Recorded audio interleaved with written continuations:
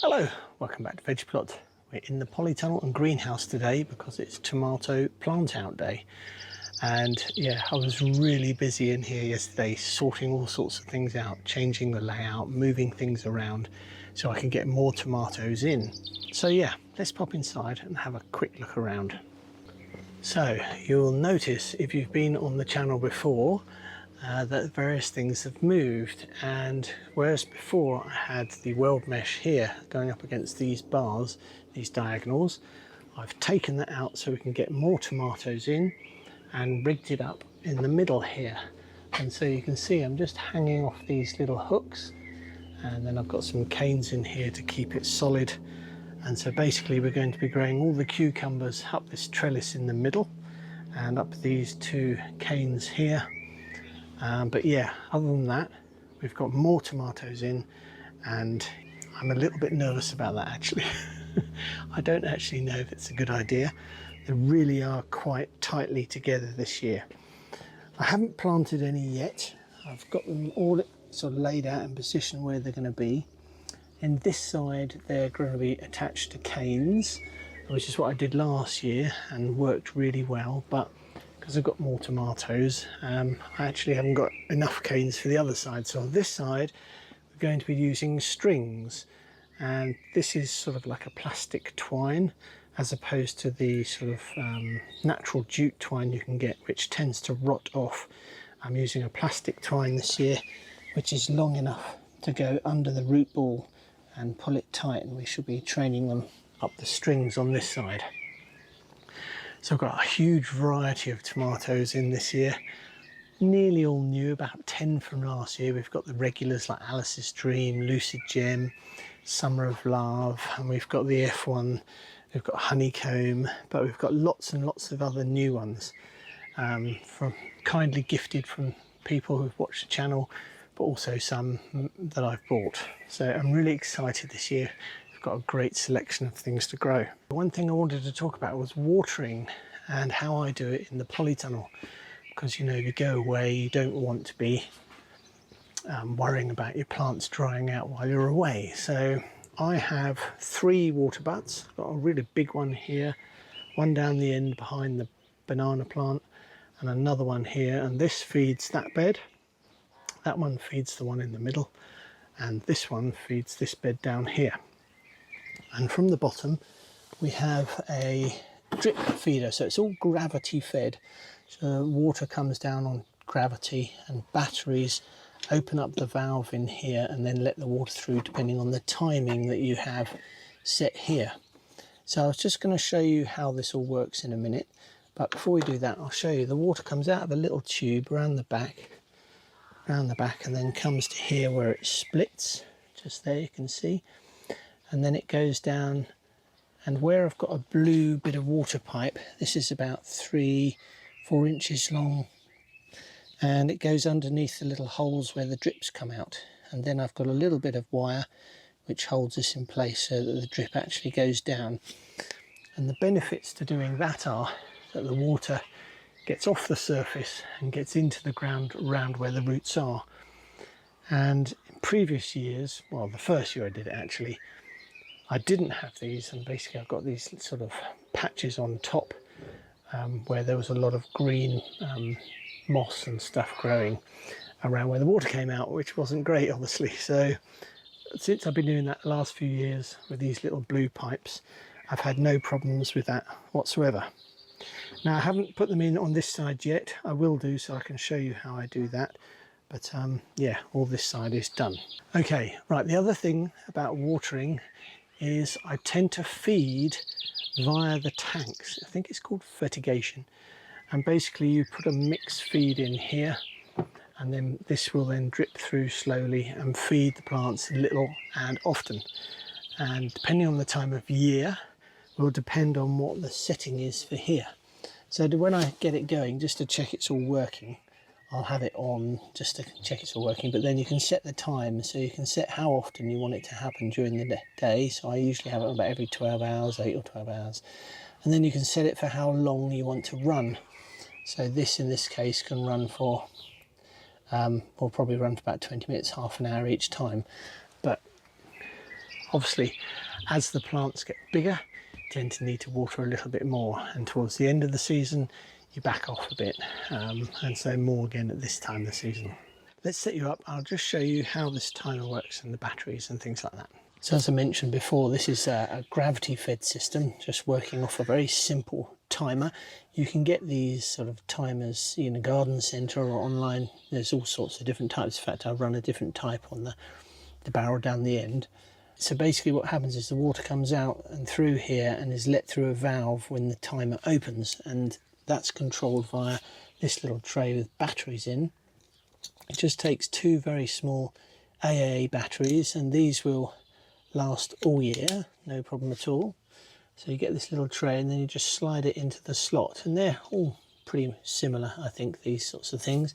So you just slide it in and then you'll hear this sort of grinding sort of noise as the all resets itself. Yeah, so let's do that now and you'll hear it.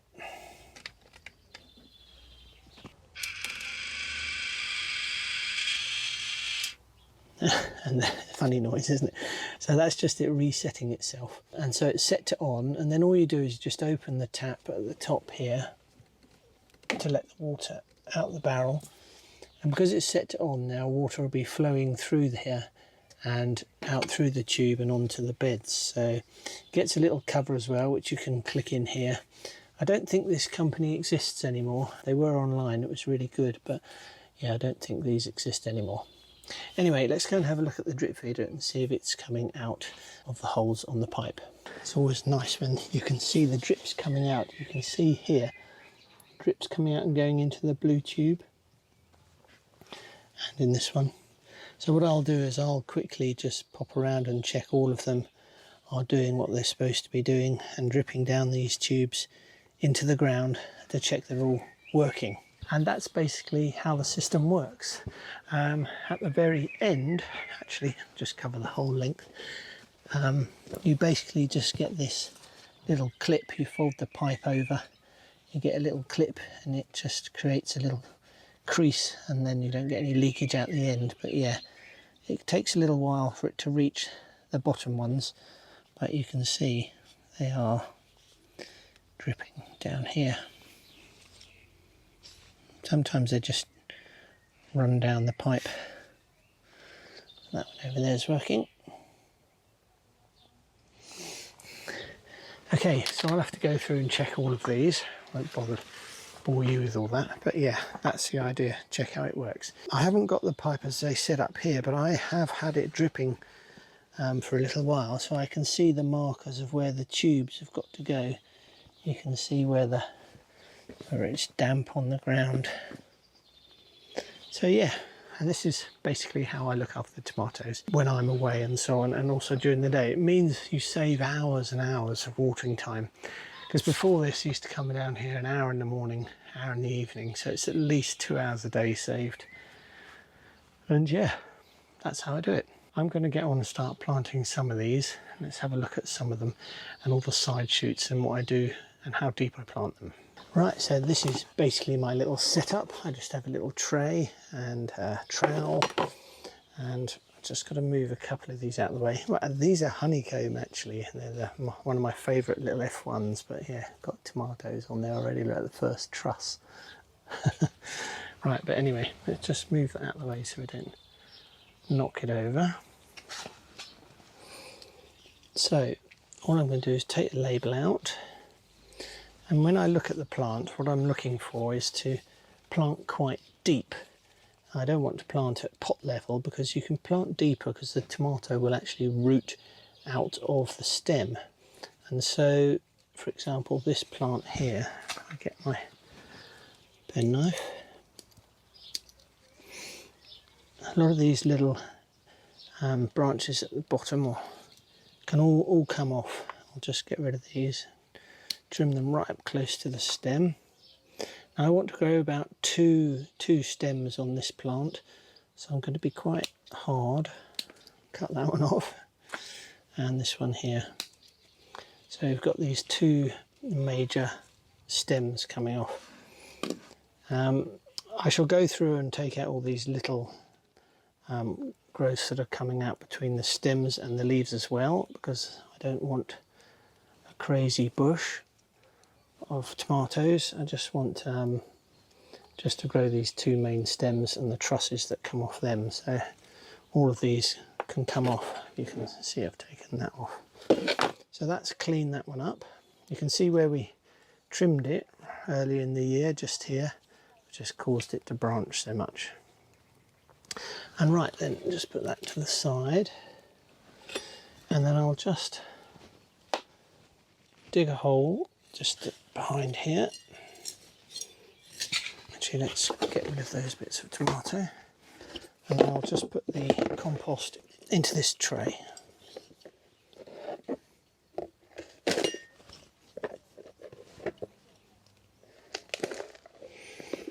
Now you might be saying to me, why didn't you put the pipes in after you put the tomatoes in? And I have tried that before, but trying to weave this pipe in amongst all the foliage just led to damaging the tomato plants, which wasn't great.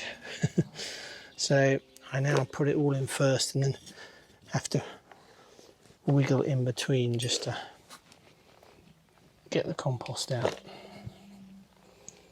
Right, and then when I think I've got to the depth I'm happy with, I'll get some water and water into that hole. So there's no food in this water, it's just plain.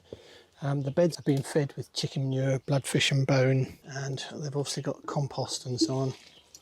So I'll give that a good soaking, because believe it or not, the ground is really quite dry even in here. And then once that has drained down, take the tomato, take the pot off, some quite nice roots on there, probably just tease it apart a little bit, and then pop this in as deep as I can get it, because what I intend to do is grow this main stem attached to the cane, and then we'll string this side one up afterwards. And then what I'll do is just backfill this with all this soil that we just dug out.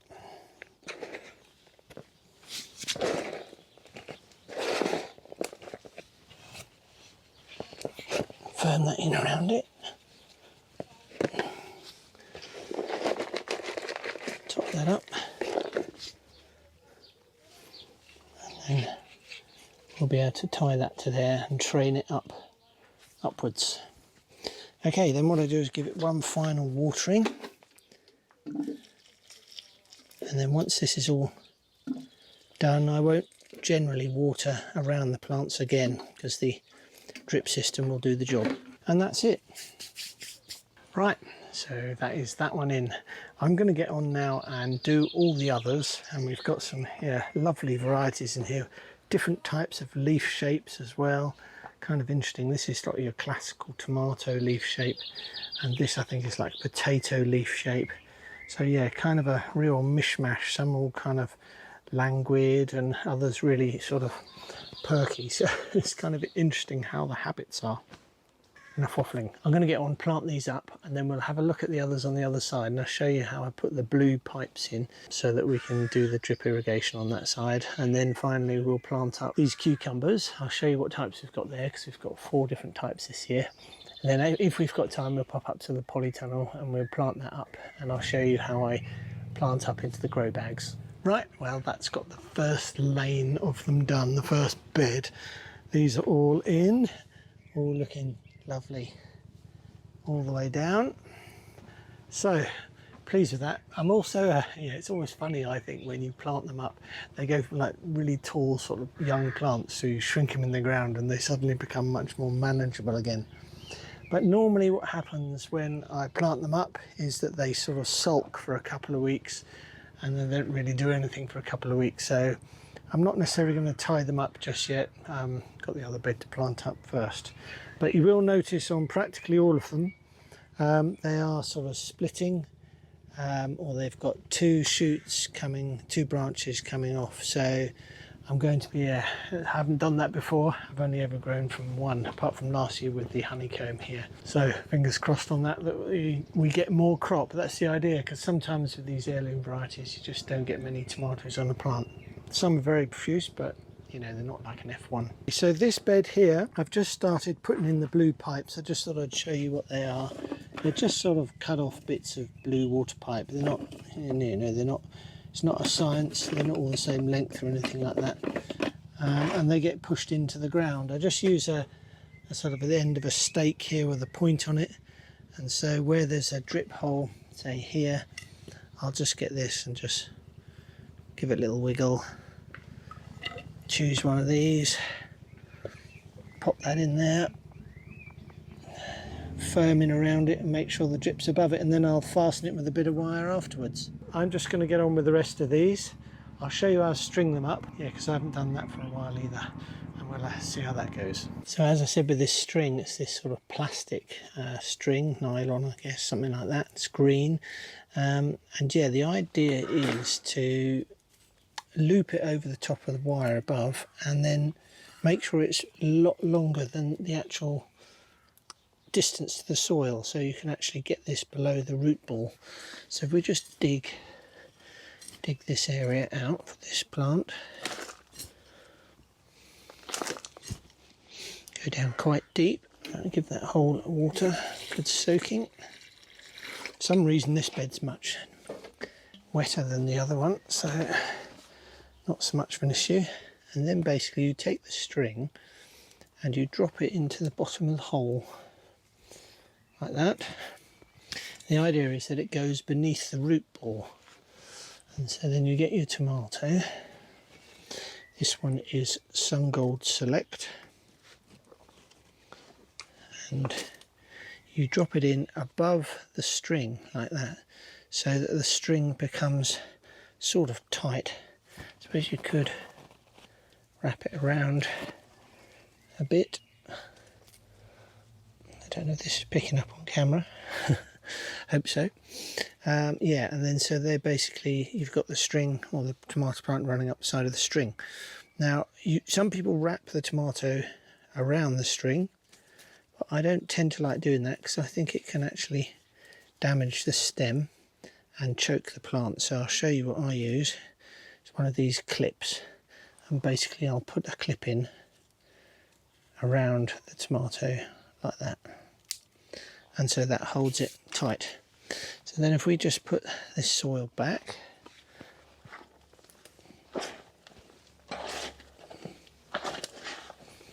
firm that in, I'm hoping you can see this. And then what I like to do is give it another water.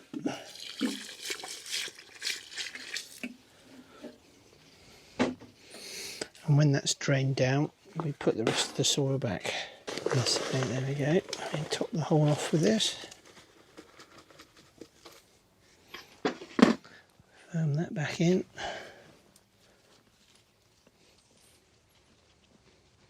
And then we've got a nice dry area above on the soil. So right, we get another clip. And basically these clips, if you put them a little bit above a leaf node, because quite often what the plant does is it grows up and then the leaf hits the actual bracket, so I just do it like that. So basically we've just got a clip here and it just holds it up, and a clip here. Okay, right, so that's how I'm doing this lot. I'm going to get on and do all of these. I'll get back to you when I'm done, and then we'll get on with the cucumbers. Right, see you in a minute. Yay, all done. Amazing. I can't believe I managed to get it done. As you can see, I've filled up the pots as well. We've put in the cucumbers. These are 2 market moors, and I've strung up a little bit of green mesh for them to climb up. All the other miniature cucumbers are in too, so they're all in, ready to go up the Weldmesh. And we've got all the tomatoes in and the drip feeders. Plus, one special surprise, we have a cucumber already. So just thought I'd tuck into this. That's full of flavour. It's Pico, which is one of the smaller cucumbers. One's in the middle there. Yeah, really delicious. Anyway, I need to go up to the greenhouse now and yeah, finish putting everything in up there. And I've got some tomatoes as well to take around to a neighbour because I can't grow them all. I've just got too many, and hopefully they can be sold for the local village hall. So right, I've got to water the onions too. Okay, let's pop up to the greenhouse. Right, that's the greenhouse done as well. Sorry I couldn't film it, but believe it or not, it's actually quite dark here now, and I just wouldn't have had time. So anyway, I've done it, and I just thought I'd show you what I've done. We have here two dwarf tomatoes. This is Yellow Brick Road, and this is Dwarf Antho Pink Panther. And yeah, they should get to about 3 foot high or so. So they're in this grow bag waterer. Then we've got two cherry falls in these tall pots. That keeps them off the ground. So when they spread out more, I'll have to move them apart. But yeah, I'm hoping these will do the job better than a grow bag, because a grow bag's too low to the ground. So hopefully that's those two sorted. Then we've got two peppers over the back there, all looking good. The old chili peppers from last year, they're the Mad Hatters. Believe it or not, they survived the winter, which is great. Then we've got 3 per bag of the Cape Gooseberry, and I really like these. These did really well in here a few years ago and overwintered too, so I'm hoping they will this year. They'll get really tall, yeah, right up, yeah, 4 or 5 feet, so they'll really fill that space up. And then we've got some spares in the middle here. These are all going to go to my mum's when I visit there at some point later in the year, because she loves Cape Gooseberries, so they're a bit of a surprise. She doesn't know she's got them coming. Right, so that's all of it done, all tomatoes planted up. If you've got any questions or any information you want to know about how I do things, then let me know in the comments. But other than that, I hope you all have a great weekend, and I'll see you soon. Bye for now.